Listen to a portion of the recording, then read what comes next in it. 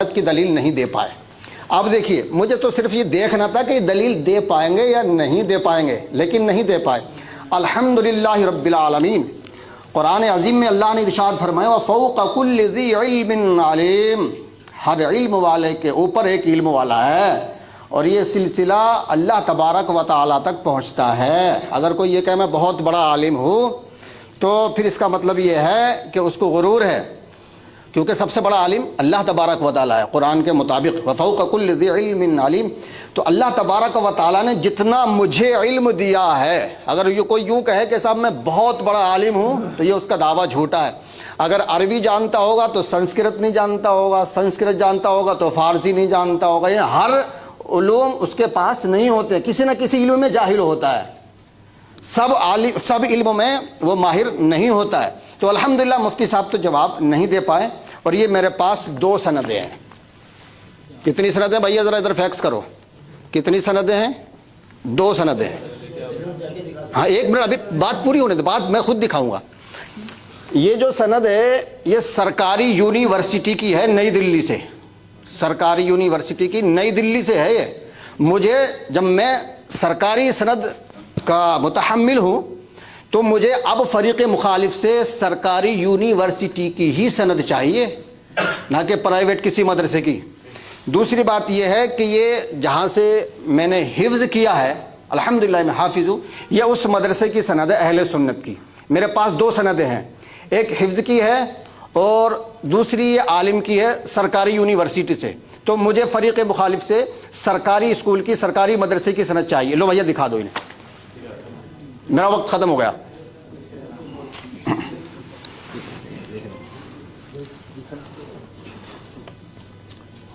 ہو گیا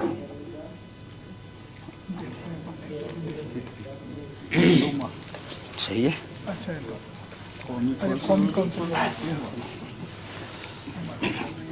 تشریف رکھیں آپ لوگ، لائیے بیٹھیں آپ لوگ۔ بسم اللہ الرحمن الرحیم۔ رفیقان محترم،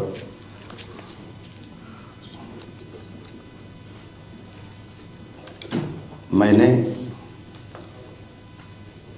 شروع میں اسی لیے یہ بات کہی تھی کہ آپ کا تعلق کس جماعت سے ہے۔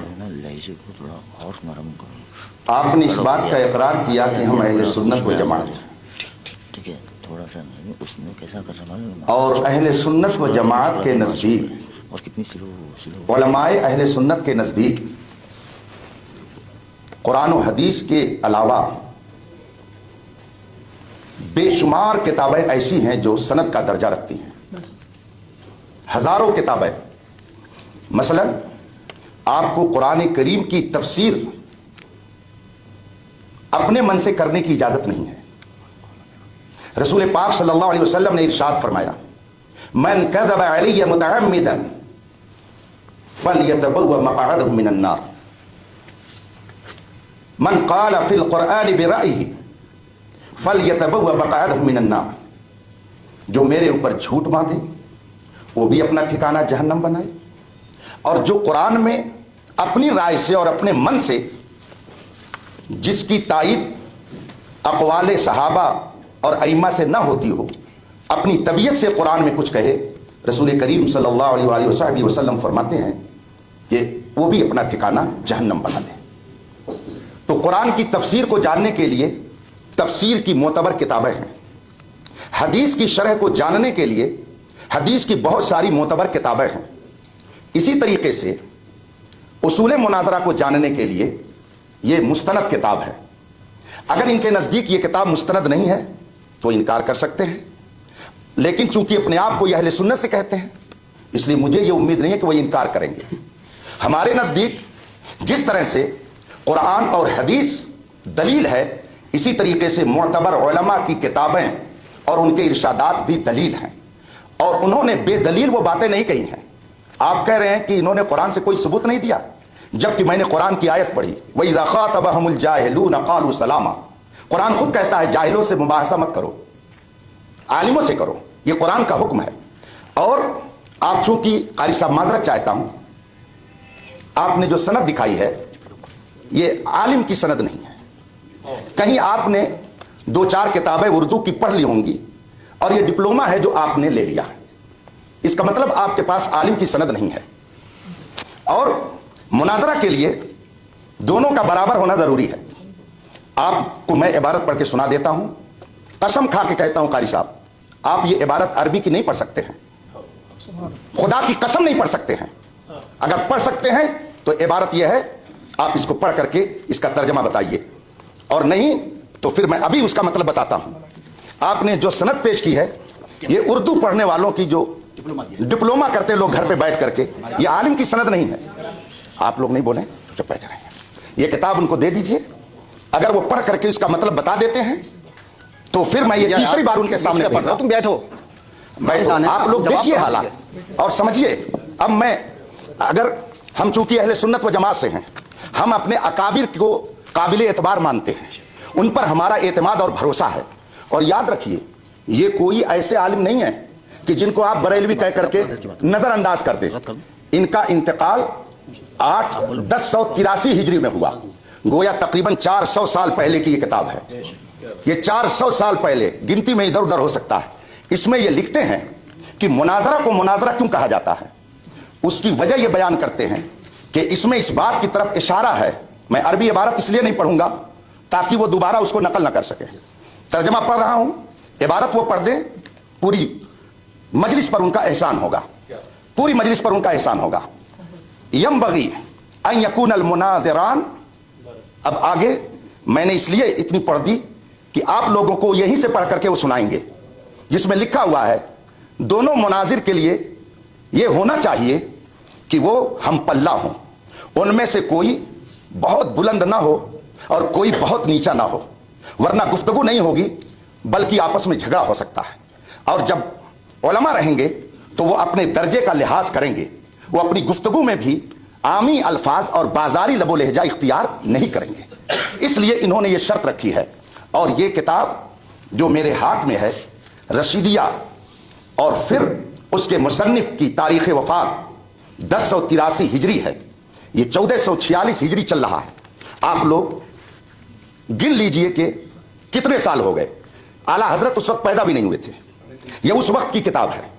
अगर इतने कदीम उलमा की किताबें भी मोतबर नहीं तो फिर दीन का दफ्तर आप कहां से लेके आएंगे, किन की बातें मोतबर होंगी। इसलिए मैंने कहा, और इन्होंने अपनी तरफ से नहीं लिखा, ये बहुत बड़े आलिम थे उस जमाने के, तो इन्होंने जो कुछ लिखा किताब व सुन्नत की रोशनी में लिखा है।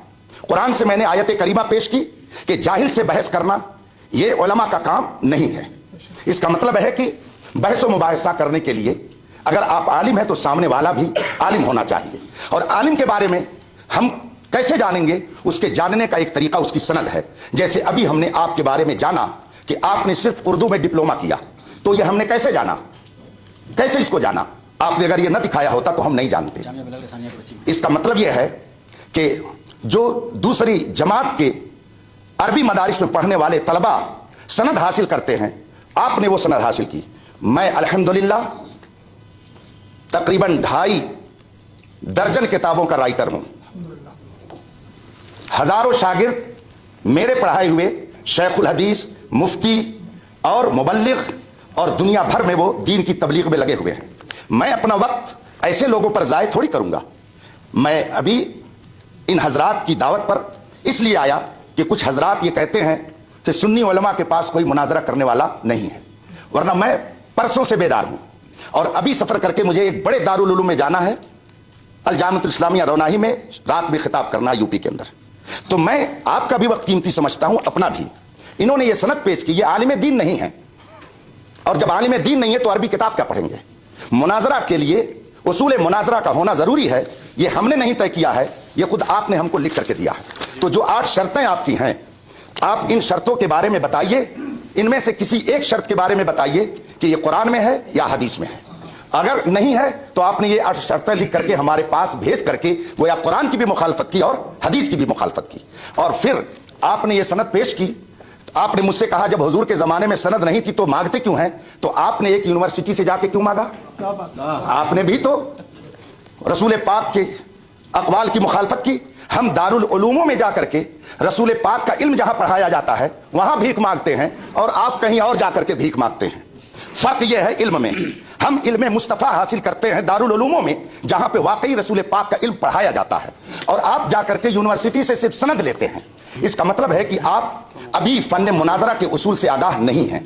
अगर हैं तो इन 8 शर्तों के बारे में बताइए, ये कुरान और हदीस में शर्तें कहां मज़कूर हैं जिसको आपने हमारे पास इरसाल फरमाया है। मैं अपनी गुफ्तगू को खत्म करता हूं और ये किताब फिर मैं भेजवाता हूं, उनसे कहिए इबारत पढ़ करके बताए ये शर्त है कि नहीं।